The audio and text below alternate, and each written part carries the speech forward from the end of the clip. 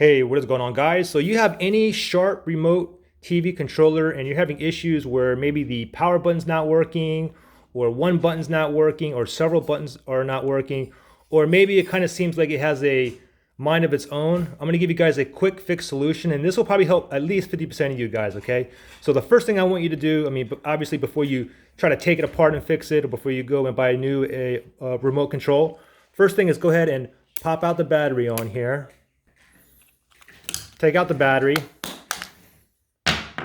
So while the battery is out, now the first thing I want you to do is go ahead and press the power button and hold it down for 1 minute. So press and hold the power button. We're going to go ahead and drain any excess battery in here first, okay? So I'm holding down the power button.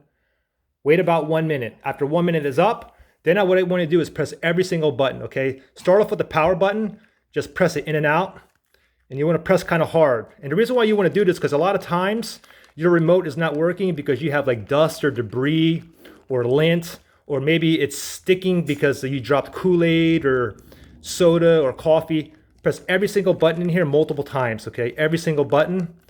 Because if one button's stuck too, it may interfere with another button as well. So keep on pressing. Kind of go crazy. Kind of want to do this.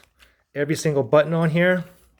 And give it like a nice whack on the bottom and top, and do the same thing again. Go through every single button. Don't forget, even the power button too.